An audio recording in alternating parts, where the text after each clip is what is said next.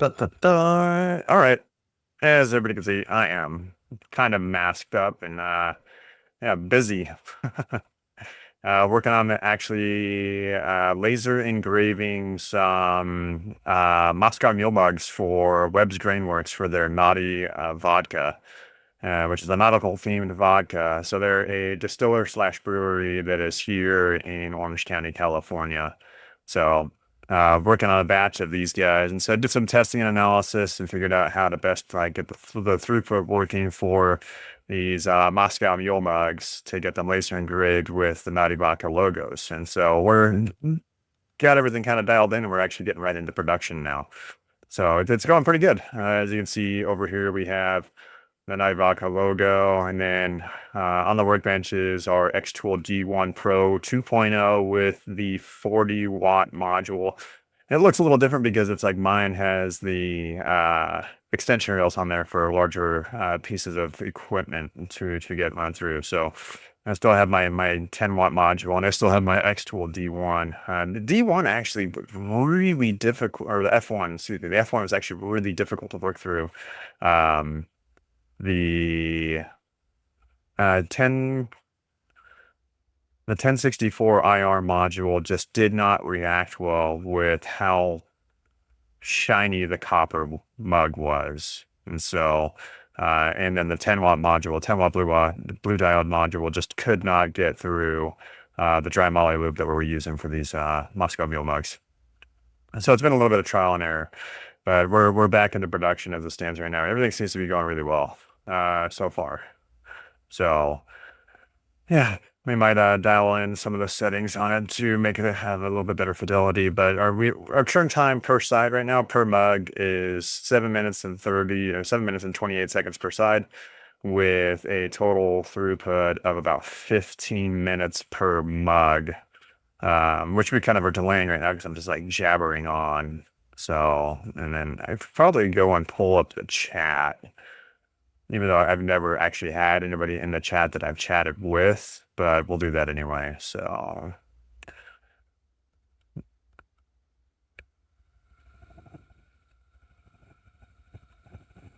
I don't know, maybe somebody will pop in here.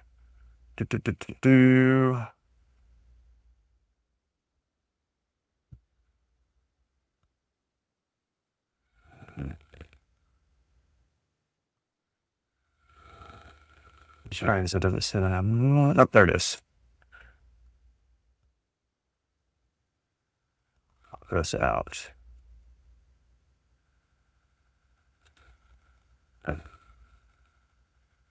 Chat is that. I have it in it now, but that's fine. It's all for science. Or science.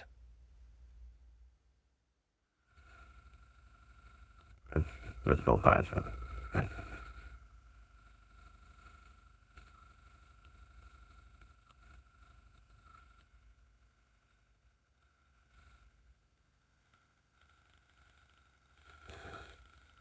All right, so we're gonna get into it. We're gonna go right to the next unit and then just keep crushing it. So, okay. Set it away. Undo the chuck. Pull that off. Grab the next mug in. Tighten down the chuck. Bring module over. And my nice blue tape right here as my defining marker. And the handle, and this is all based off approximate positioning, as you know. It's going to be good for the rotation of things. All right. And then we're gonna go ahead and run processing again, start, and boop. And boop.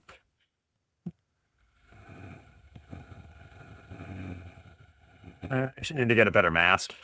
Just because the mask that I'm wearing it's probably not as a KN95, but we're aerosolizing like molybdenum. And then the molybdenum from the dry moly lube is probably not the best thing to breathe in raw. So at least I have a little bit of protection here with the mask, but probably need to change it up in the near future.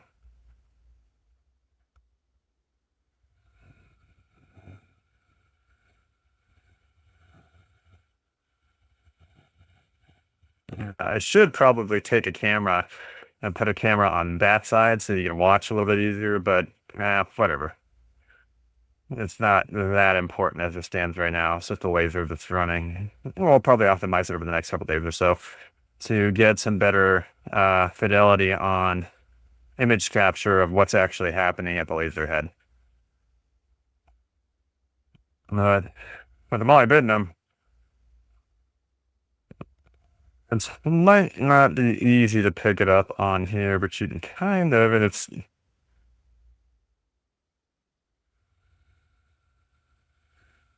yeah, that'll be the best camera capture angle to get to it. And so the workflow we had to find that I've had to play around with in order to get this to work was these copper mugs are 100% pure copper, but the 100% pure copper is not true because there's actually a food safe polyurethane that's a coating on top. And so we have to take acetone and then wipe the mug down with acetone in order to soften that polyurethane.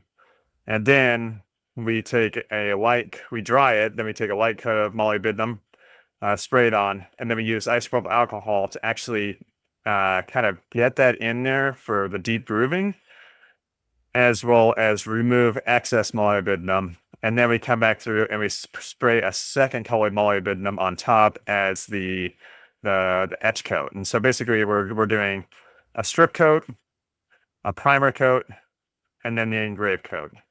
And then we let it dry, and then it goes right onto the laser. And so I've got 2 more units here that we're going to work through.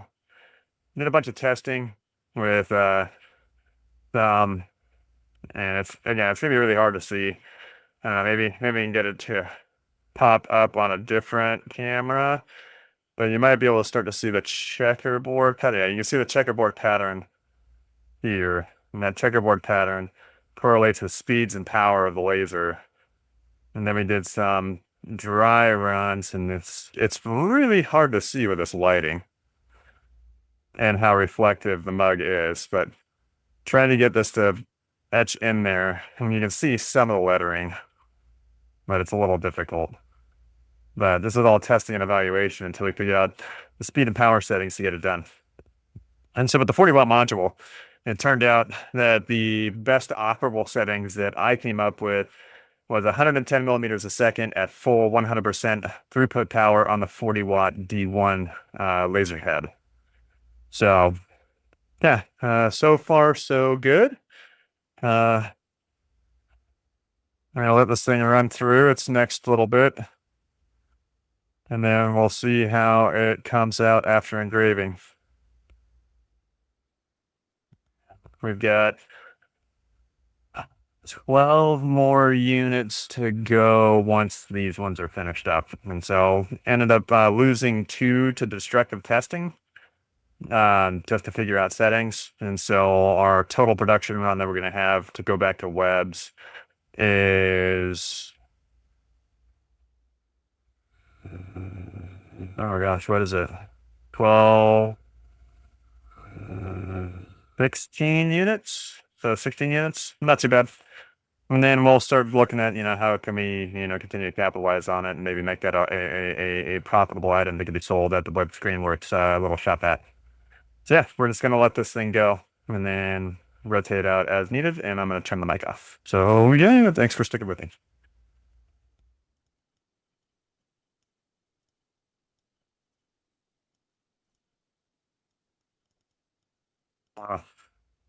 So tomorrow I'll probably go through the entire workflow, get the laser switched around so you can actually see the laser head from the cameras, and then kind of watch what's happening. But I don't know, but then think about it.